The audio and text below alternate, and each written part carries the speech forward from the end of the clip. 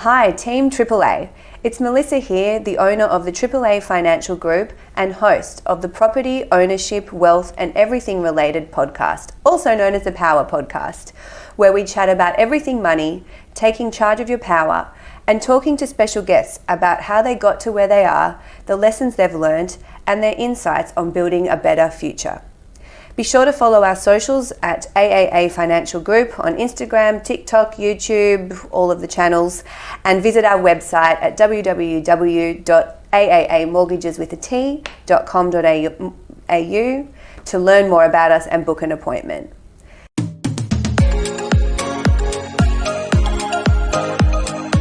Today, I'm thrilled to welcome Angela Priestley.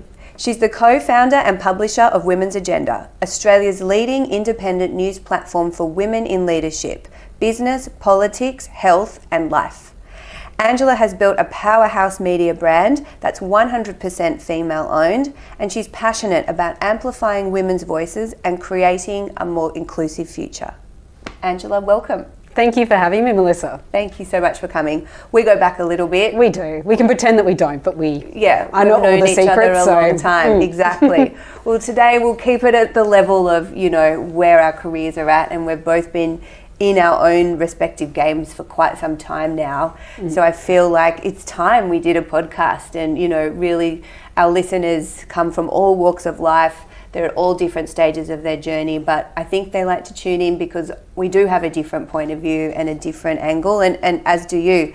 So for those that don't know you yet, what's your story and how did you find your way into journalism and media publishing?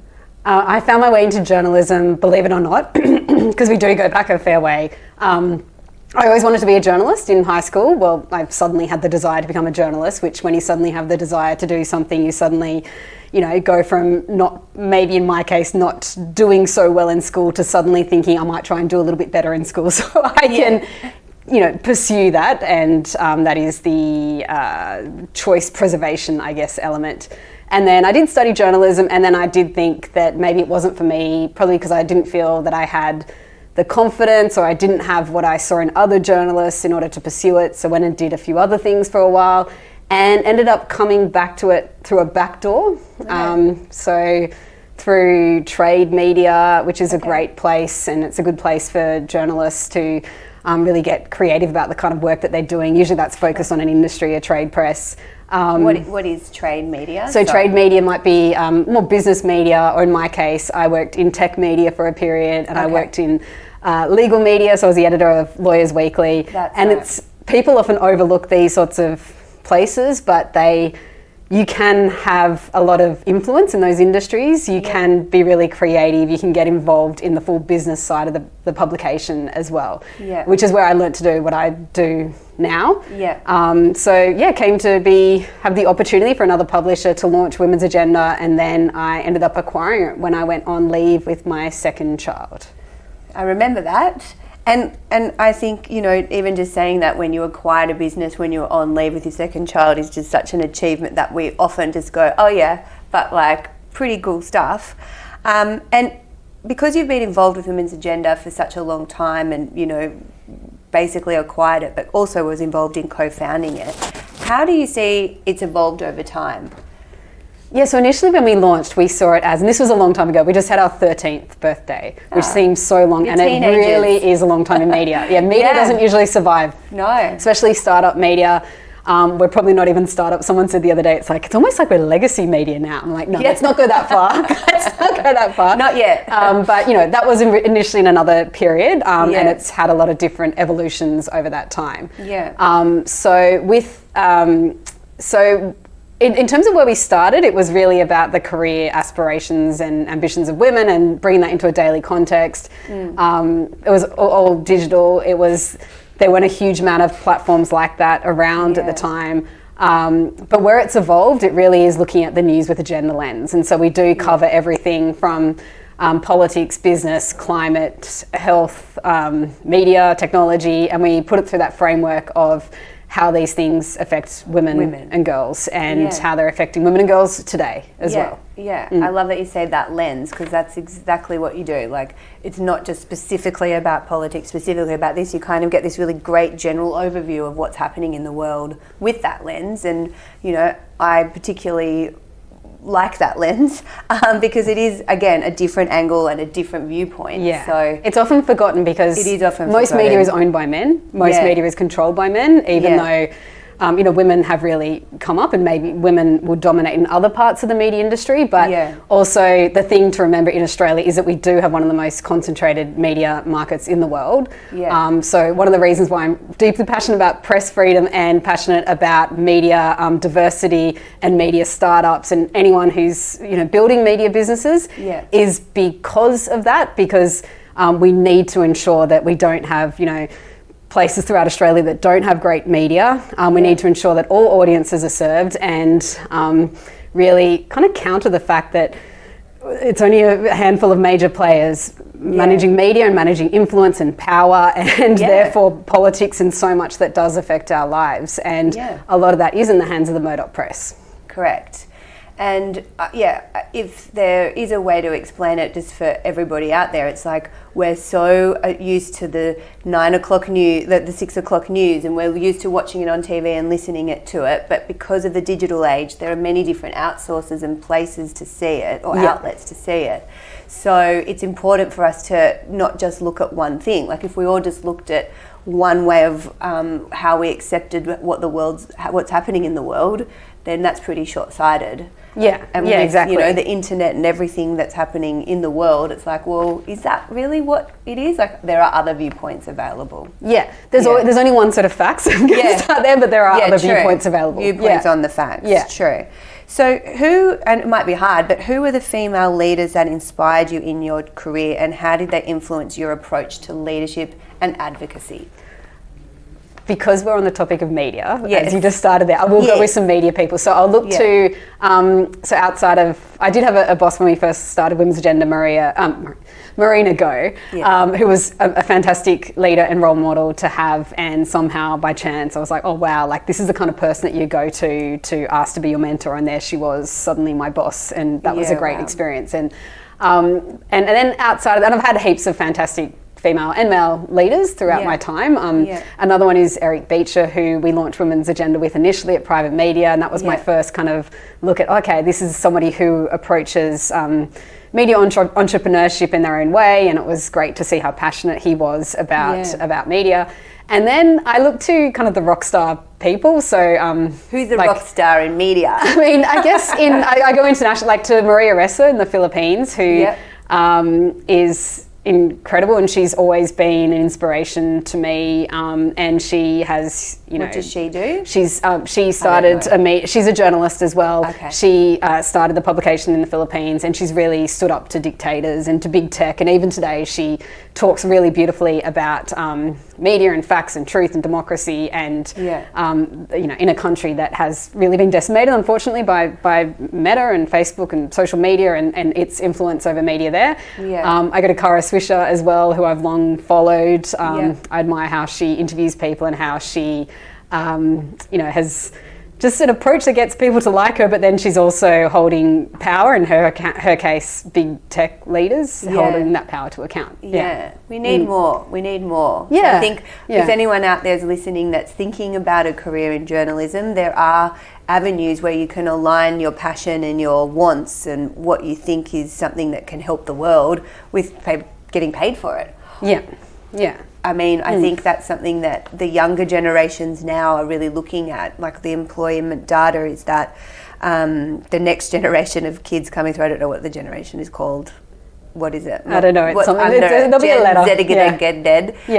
They really aren't as like money driven. They are more driven about the ESG of the companies and are they doing things to help the world, and you know who they are as a person, because they want to align themselves with people that way.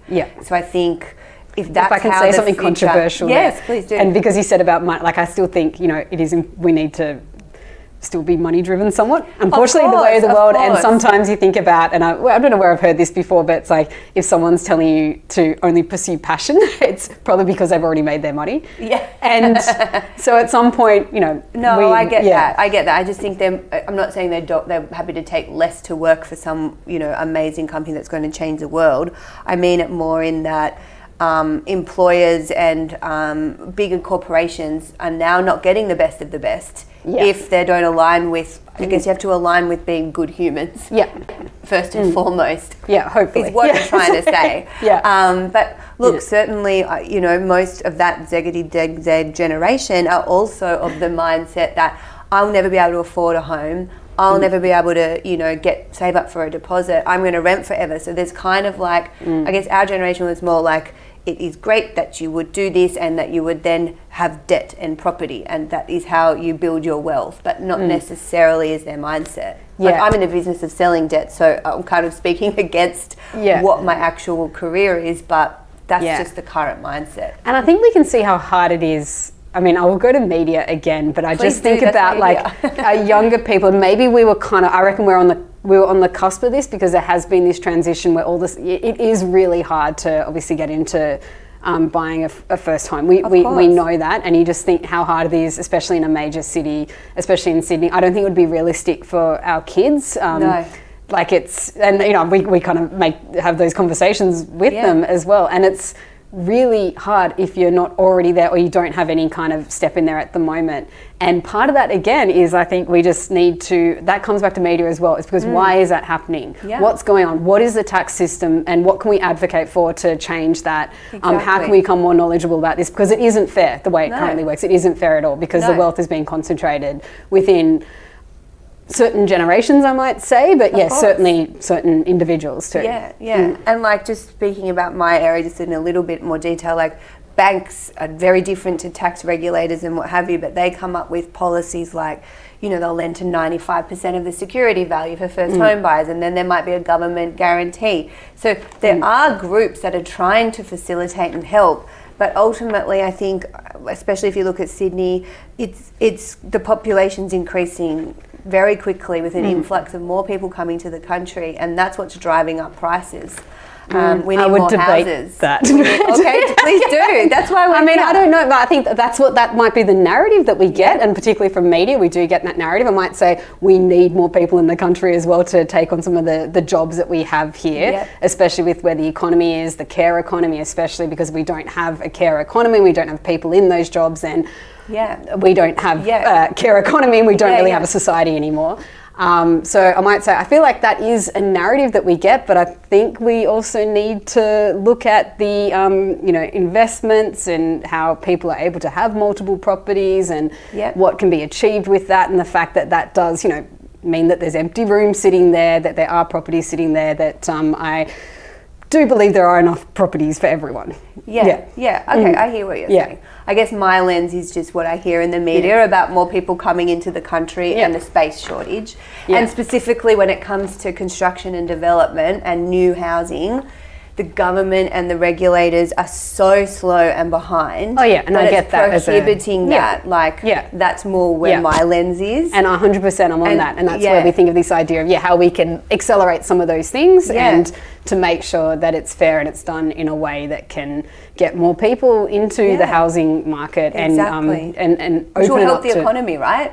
Yes. So it's backwards that we're in this spot where things don't get approved in regional areas. Like, I've got a site in Newcastle and there's been many delays on it. And it's like, this is building homes for families in the area. But we have to go through red tape after red tape, and have you done this report? It's like, I think that's a big problem, and that, you know, brings me to my next question. How do you see the state of women's representation in leadership and decision-making roles in Australia right now? Like, how do you see it? So I think it has improved. Like at the federal level at the moment, we've seen like record numbers of women in cabinet, in government, in the Senate, obviously helped along by the percentage? What is the percentage? Do you know? I don't know the percentage offhand at the moment, but it tipped over. It tipped over in the Senate. That was in the last term of government. It tipped over. Okay. And it's, record numbers of women in cabinet at the moment. I can't remember if it's quite 50-50, but it's almost there. Okay. And so you see that. That was also pushed along a lot by the fact that it was such a mandate from the Albanese government, the last election. Yeah. We don't see that representation in the coalition. I would argue that the coalition and the opposition needs to do a massive job to fix that as fast as they can. I think that we do need to have a strong opposition in this country. It's all very well for a government to get a mandate and there be diversity, more representation, but at the same time, part of that representation needs to come into the opposition as well. So I'm hoping they can address that. That is a huge issue. Said. Yeah. But then in the business level, it's been slow. You see there's been some progress on boards because there has been more amplification on that issue there. We still don't have many CEOs. It's typically around 10% across the ASX 200. That doesn't change much. We still have issues around, like, say, part-time work, where it's really hard to be a part-time manager, and we see that in the data from the Workplace Gender Equality Agency that shows that less than 10% of managerial positions are done part-time. Right. So maybe people don't think that managerial positions can be done part-time, but do you think they can? Yeah, I do. I would argue that we can change the structure of work to make that work. Like, it's at the end of the day, we've created this structure of work somewhere. Why can't we creatively change it to a way that works for people? Yeah. I think if you're a good manager, it can work. Yeah, exactly. Yeah. I think if you're a crap one, if you're a crap one, then you're just going to be a crap one and be, or you're not really there. But if you're really good at gun and know how to manage people, maybe you'd make people's lives happier. Yeah, because you're not hanging around. I'm sure my staff would love me not to be around a lot. Yeah. But we get the issue. The majority of the part-time workforce is women. So 100%. It's interesting because I'm in a process of hiring someone, and I've encountered all these like part-time websites of like part-time parenting, like jobs, which I've never seen before. It used to just be Seek or whatever, and I just like Googled like how to find excellent return to work mum, and there's 4 or 5 of them. Yeah. Whether or not they have a high level of candidacy or they attract the right people, I don't know. But at least there's something out there. Like someone's thought, I know, why don't I create a job board like this? Yeah. I wonder who created those. I don't know. Oh, do you women. Know? Was it you? I mean, I do know if some you of said those. the Murdochs, they'd be like, no, please. But I do know it's women. Like, that's a classic thing of where women find a situation, an issue, a challenge, and then go and create the solution. And so that is an example of. Well, it's great. And so, hadn't seen it. I obviously hadn't hired for a while. Angela, I like to, toward the end of all the podcasts, I like to ask people some rapid fire questions. So you can do a short, just spontaneous response or a longer one, whatever you think. But I'm just trying to kick at the top of your brain and see what your original response or initial response would be. Okay. Here we go. All right. So if you could wave a magic wand and change one thing for women in Australia tomorrow, what would it be? It would be to end the epidemic of violence against women and children. Yeah, me too. Excuse me. I'm so excited to spit out these questions. I'm coughing. Most underrated leadership skill in your toolkit right now? Empathy and a willingness to adapt to and embrace AI. Okay. Biggest myth you hear about women in business? We lack confidence.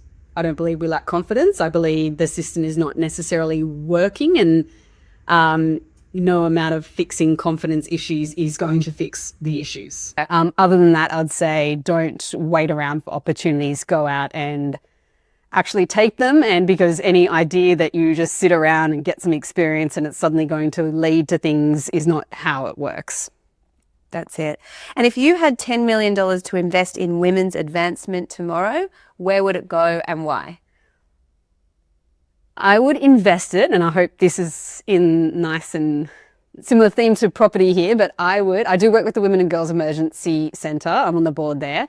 And what they do is they support 200 women and children each night into emergency accommodation and refuges, typically when they're homeless or they're escaping domestic and family violence.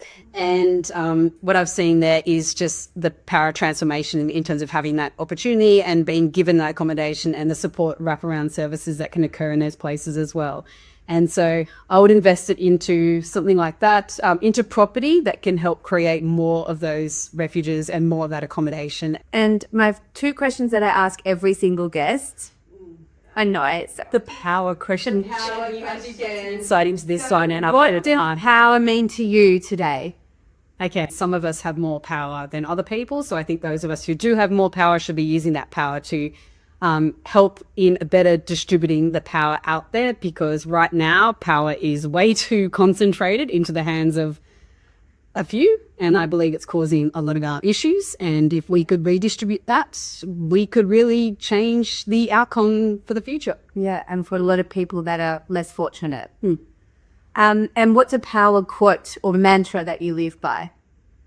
Okay, we're going to go with one from Melinda Gates, where she said, set your own, when she actually said she heard this advice from somebody else, but it was to, and I'm probably butchering it, but to set your own agenda or somebody else will set it for you. Well, I love that. I'm going to use that for today, see how it goes for me. Thank you so much about your world and the effect that media has on all of us, but particularly on women. And, you know, your lens into that world has been, you know, particularly insightful, and I've had a really good time. Please, will you come back on again? Will, if you have not. Because I feel like you just scraped the surface and there's more that we can uncover and, you know, go through it. Just, you know, for me, I've learnt a lot. So thank you so much. Thank you. Thank you. I ran out.